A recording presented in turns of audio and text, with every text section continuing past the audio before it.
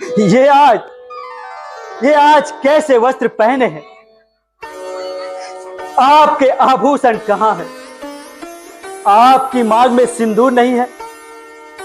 क्या हुआ मातेश्वरी? महाराज भी आपके कक्ष में नहीं है। ये पूरा राजमहल इतना सूना क्यों हो गया है? कहां है महाराज? कहां है मेरे पिताश्री? बताओ माता, कहां है मेरे पिताश्री? संसार में जो जन्म लेते हैं उसे एक न एक दिन इस नश्वर शरीर को त्यागना ही पड़ता है। प्राण त्यागने के बाद जो गति धर्मात्मा पुरुषों की होती है, जो परम धाम उन्हें मिलते हैं, तुम्हारे पिता भी उसी परम धाम को सिद्धार्थ करेंगे। नहीं पिताश्री, नहीं। आप मुझे छोड़ के नहीं जा सकते पिताश्री। आप मुझे छोड़कर नहीं जा सकते। नहीं पिताश्री, नहीं। आप मुझे छोड़कर नहीं जा सकते। रास्ते भर मेरा हृदय भय से कांप रहा था। वो सारे अपशगुन, सारे दुस्वप्न सच हो ही गए। अनहोनी हो ही गई माता, अनहोनी हो ही गई।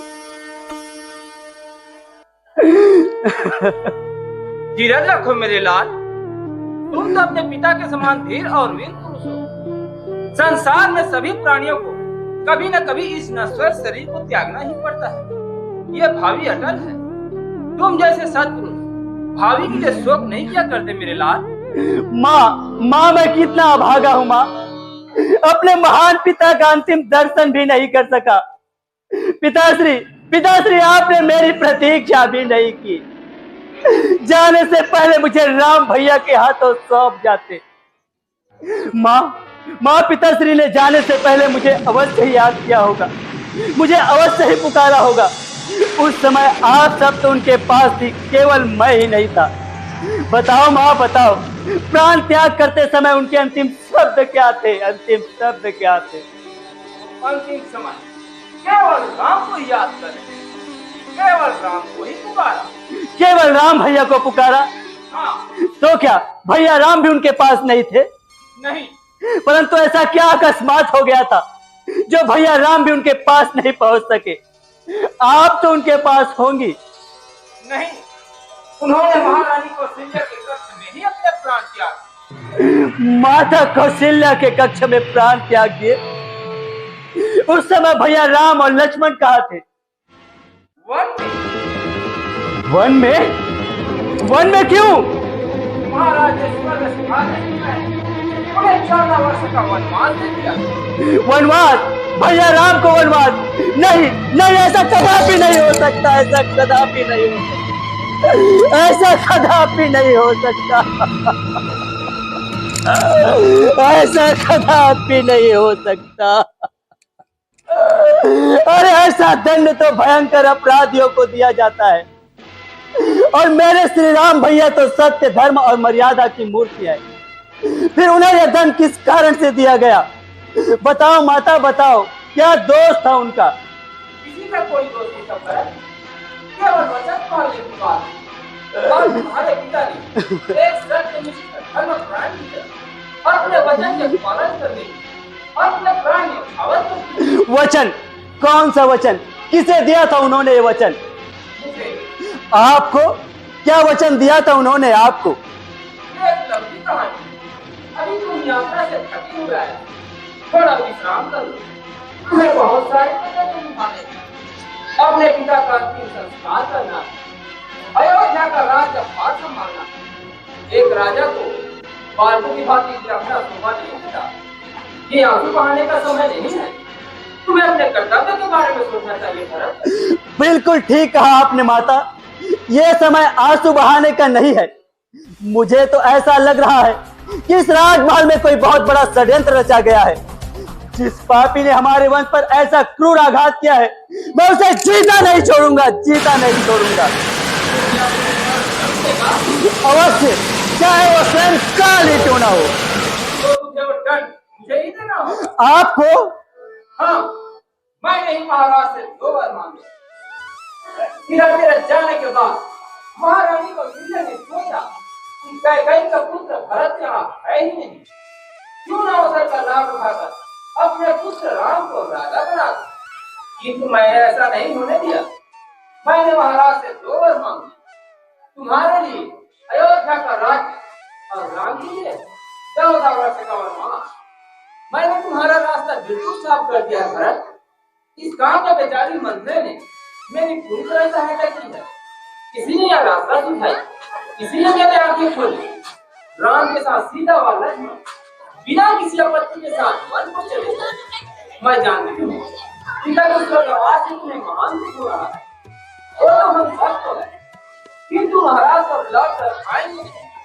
इसलिए उनके वचनानुसार इस विशाल साम्राज्य के एक छत्र सम्राट यह निष्कंटक राज्य तुम्हारा है। अब धैर्य धरो राजा, अपना राज्य सिंहासन संभालो। भरत, तुम मुझे ऐसे क्यों देख रहे हो? मैंने जो कुछ भी किया है तुम्हारे भले के लिए किया है। नहीं नहीं, तुमने मेरा भला नहीं किया है, तुमने मेरा सर्वनाश कर दिया है, सर्वनाश। इस कुकर्म से तूने मुझे रघुकुल का सबसे कलंकित पुरुष बना दिया है। अरे पापिनी, कुल नाशिनी, इससे अच्छा यही होता कि जिस दिन मेरा जन्म हुआ उसी दिन अपने हाथों से मेरा गला घोटकर मुझे मार देती। आज अपयश की मौत तो न मरता। अरे पापिनी, परम धर्मात्मा राम को वन में भेजने की बात कहते हुए तुम्हारी जीवन के टुकड़े टुकड़े क्यों नहीं हो गए? टुकड़े टुकड़े क्यों नहीं हो गए? अपने भले की बात नहीं समझ रहा, अपने भाग्य को ठुकराना चाहता है। अरे मेरे भाग्य तो उसी दिन फूट गए जिस दिन मेरे श्री राम भैया वन को चले गए।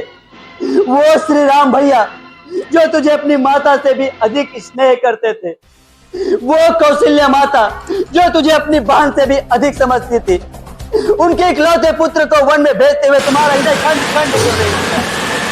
ऐसा क्रूर वरदान मांगते हुए तुम्हारे मुंह में कीड़े क्यों नहीं पड़ गए? तुम कैसी बातें कर रहा है? कौन नहीं करता? हर बात को अपने पुत्र को बड़ा बनाने का लोभ होता है भरत। लोभ ही तो पाप की जड़ है। लोभ मनुष्य को तेरी तरह अंधा बना देता है, जिसे पाप पुण्य में कोई भेद दिखाई नहीं देता। अरे श्री राम से मनुष्य तो क्या, पशु पक्षी भी प्रेम करते हैं। तू तो उससे भी गिरी हुई निकली जो उसे घर से निकाल कर वन में भेज दिया।